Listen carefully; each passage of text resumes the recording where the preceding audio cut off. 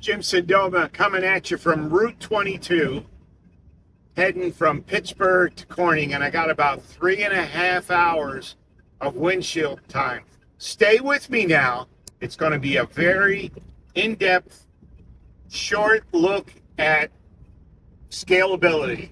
I got Sweet Maggie May on the camera. I got a backseat load of crickets that you could probably hear. So let's get into it. What is scalability? Why is it so difficult? Why is it so confusing?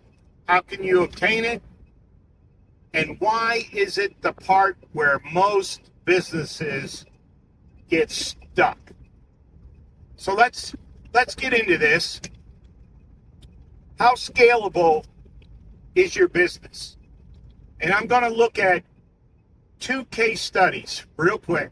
And again, stay with me because they're about as far apart as you can get. I'm going to be looking at Tesla, electric vehicles, and high protein bars. That's about as far apart as you can get. But they really do show the extremes of how to scale your business.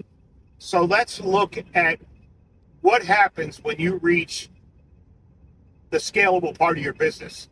And this is the 4th part of my series on the 4 essential elements or pillars of startup business, maintaining a business, and growing wealth from your business. Real quick review.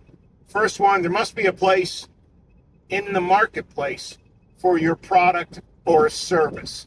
You must be able to calculate a very accurate profit margin and guard that profit margin with your life. Then you have to ask yourself, how easy is it to repeat that product or service, which is different than scalable? So you can repeat just about anything, and there's different degrees of difficulty. But when you reach scalable, you're talking about, one is applying systems to your business, which is the easiest way to define it. The other part is the part that everybody misses, which is where people get trapped.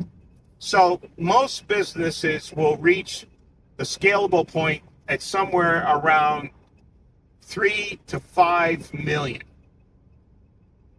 And that's the part where I like to describe it as your business is now a 3-legged stool. It's got some stability.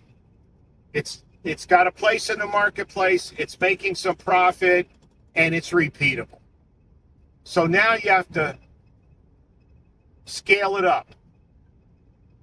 So the first thing everybody wants to do is just apply systems. Most experts will tell you that. So apply some automation, put in some operating systems, and you're scaling it up. And there's a lot of truth to that. But it's so much more than that. And one of my favorite book titles is by Marshall Goldsmith, world famous coach who wrote a book, and I highly recommend it. And it's called What Got You Here Today Isn't Going to Get You Where You Need to Be Tomorrow. I think I got that title right, but you understand. What got you here today isn't going to get you where you need to be. So that's where scalable is. So most businesses get in trouble because now the business is comfortable. And the founders or the owner, they have a tendency to forget how they got to this point. They've got a product, it's working, it's making money. They've got usually somewhere between 10, 15 employees. And now the owner becomes complacent.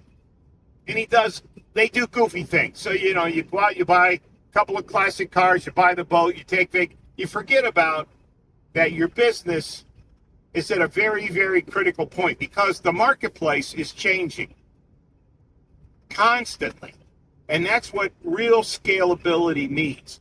Scalable means you've got your business to the point to where whatever happens in the marketplace, you can scale to it pretty quickly and without a lot of difficulty. So let's go back to my two examples. So Elon Musk says, I want to make a car every 7 seconds. So why does he come up with that? Because he sees a place in the marketplace where the demand for taxis is going to continue. And this is proven by Lyft and Uber. His take on it is it'll be driverless taxis. So he wants to make a car every 7 seconds. Now he's making a car about, I don't know, every 11 minutes. But all of a sudden he wants to make a car.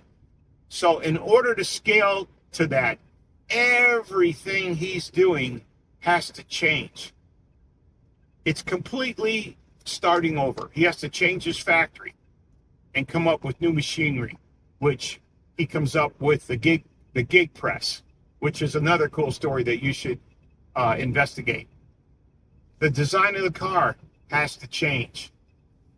So it's going to be a taxi, driverless taxi. No steering wheel, no pedals. All that can be eliminated. It's an urban vehicle. It doesn't need to have four-wheel drive or all-wheel drive, so you can eliminate a complete drivetrain. So now he could start scaling up this new design, or design for scalability, or design for manufacturing. And that's an area where a lot of small businesses need to think about when they're in the design phase. How can I design my product so that when it comes to the part where I'm scalable, it's easily scalable and it requires less than a complete rework of my factory and a rework of my design, which leads me into high protein bars. So think about this.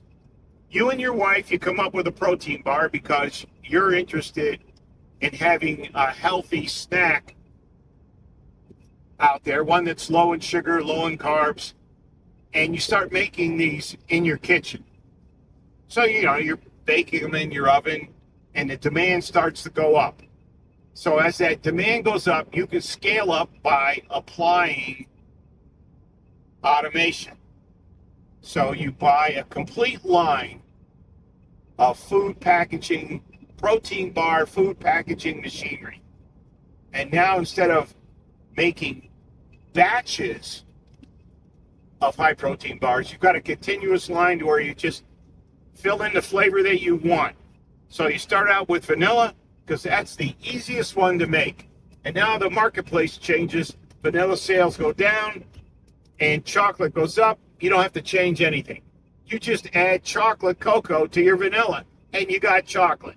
So that's easy scalability. And you have to think about that. When the demand goes up, how am I going to scale it? Now, things can get a little confusing because just adding automation isn't going to get you where you need to be.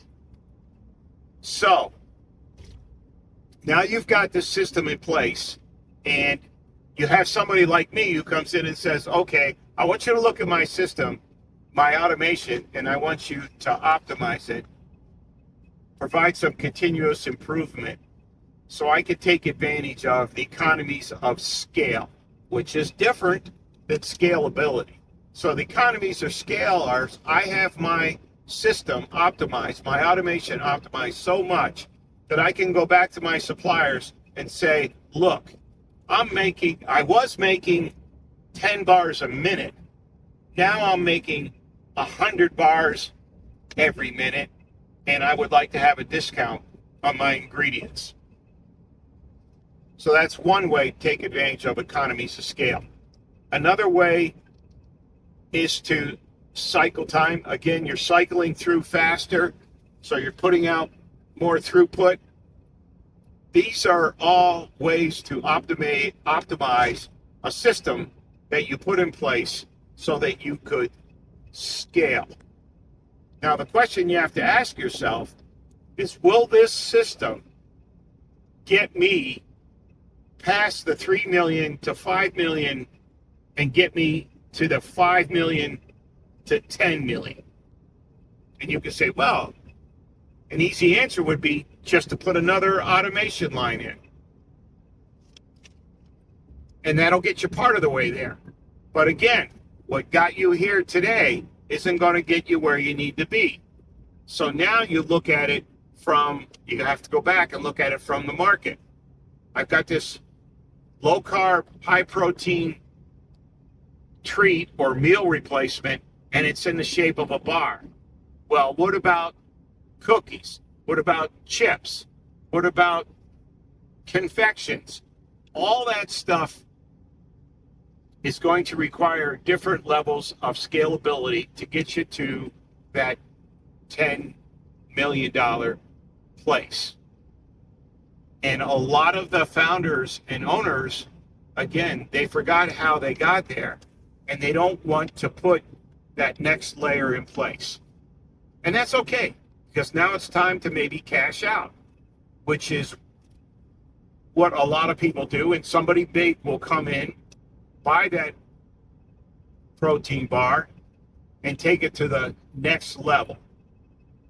So when you think about scalability, you have to think about it from the beginning, and you also have to think about staying motivated and in tune to the marketplace, so that when the marketplace changes, you can dial up your automation and just continue to address the marketplace. Another good example of scalability would be a CNC automated machine shop, where you're making OEM parts, and as those parts change, you could just change your same machinery, you can just change your inputs to that machine and crank out new parts. Now, there's a whole other level of difficulties that come along with that example. But for today, that is our discussion on scalable, why it's so difficult, how it's confusing, and what you need to do to build a true scalable market. So this is Jim Cendoma. I'm bringing value to you, benefits to you. Buy me a cup of coffee. See you next time.